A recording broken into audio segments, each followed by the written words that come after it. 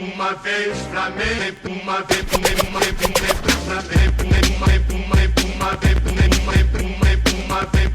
Ah, se fosse o Filipinho no lugar do Tite, Flamengo enfrentou o Criciúma hoje, meu amigo e minha amiga, fazendo aqui aquela análise do jogo, aquela análise mais rápida, mais tranquila, até porque tá tendo jogo agora que decide o campeonato, e quem gosta de futebol gosta de assistir todos os jogos, então eu sei que você vai estar vidrado, sei que você vai estar lá assistindo, por isso resolvi fazer aqui uma análise onde eu vou ser bem taxativo. O time do Flamengo não está preocupado mais com a posição do campeonato, não importa mais para o Flamengo a competição, mas importa para o Filipe Luiz. O Filipe Luiz está brigando para fazer os números dele. Ele deve estar muito chateado, inclusive, de ter perdido para o Fluminense. Porque se o Filipe Luiz não perde aquele jogo onde a gente era muito favorito, depois de uma pausa gigante ali que a gente teve, né, de data FIFA, voltamos, perdemos do Fluminense e foi a única derrota do Filipe. Hoje, em Criciúma, com todo mundo achando que o Flamengo ia pegar leve, que o Flamengo ia dar mole, que o Flamengo ia facilitar para ajudar o Fluminense, o Filipe Luiz deixou claro o tempo inteiro que com ele isso não existe.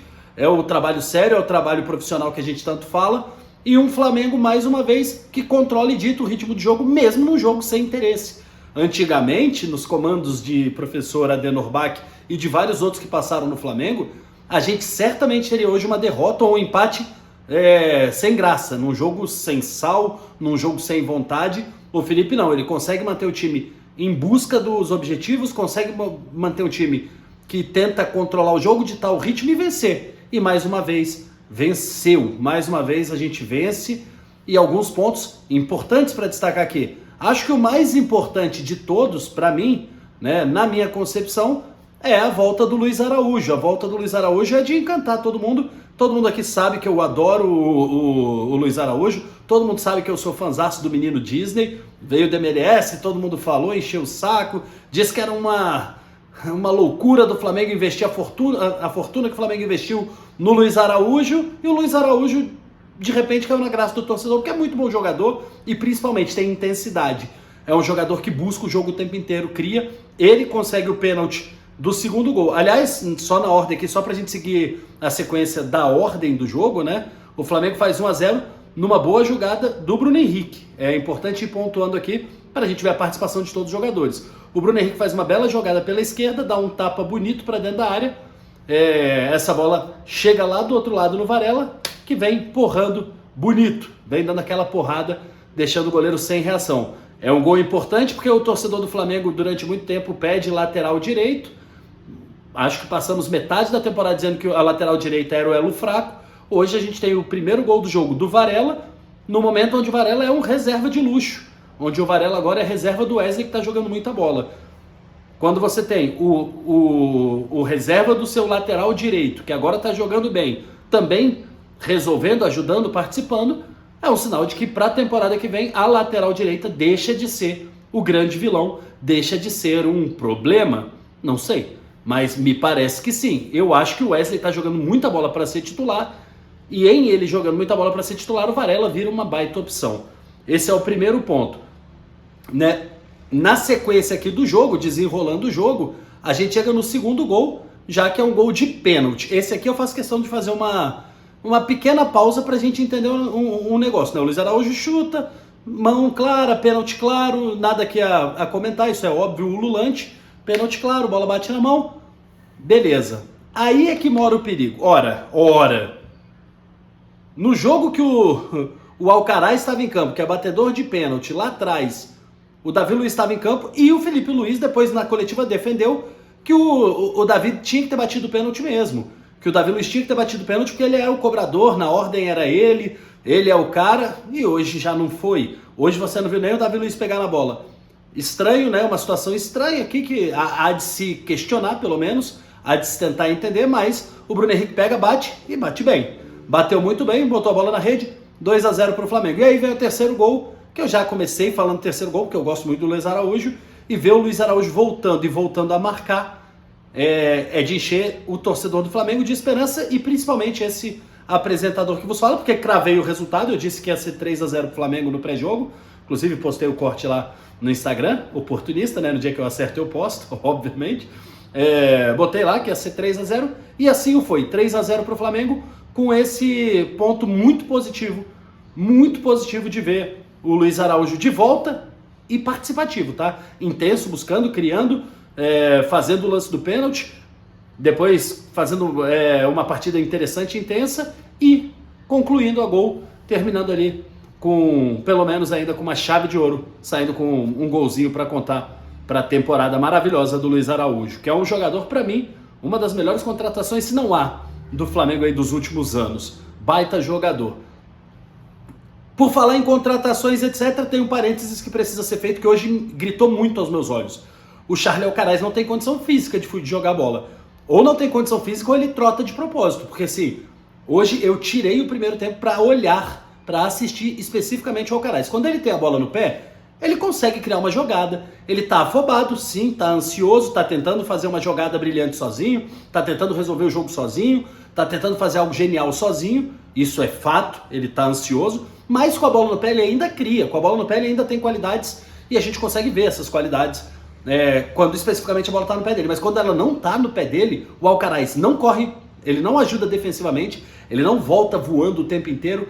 Ele, quando o Flamengo pega a bola e faz uma transição ofensiva, ele vem num trote absurdo, tanto na defensiva quanto na ofensiva, num trotezinho desgramado, abaixa no gramado, fica com a mão no joelho, na perna. Eu achei que ele estava lesionado, como ele saiu bolado, revoltado, acho que ele não estava lesionado, né? Eu, durante o primeiro tempo inteiro, falei, cara, ele tá sentindo alguma coisa, porque não é possível que a bola passa perto dele, ele não corre para fazer o combate. Ele tem um lance que eu postei lá no meu Twitter também, que ele recebe a bola, toca e para, simplesmente para, ele não acompanha para virar opção. Todas as bolas que o Flamengo tem para agredir, o Alcaraz estava atrás da linha de passe, ele estava se escondendo atrás dos jogadores do Criciúma de um jeito que ele não pudesse receber, e não abria, não corria para aparecer e para virar opção.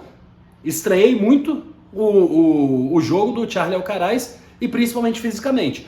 Já sabemos que temos um jogador que vamos ter que fazer cobrança de intensidade e que o Felipe Luiz vai ter que trabalhar com ele uma pré-temporada muito bem feita para que o Alcaraz valha os 20 milhões que ele vale. E ele é um bom jogador, com a bola no pé você vê a qualidade do Alcaraz, mas sem ela me assustou muito e eu fiz questão hoje de olhar para ele. Então você que assistiu o jogo não viu, vê de novo que você vai entender o que eu estou falando.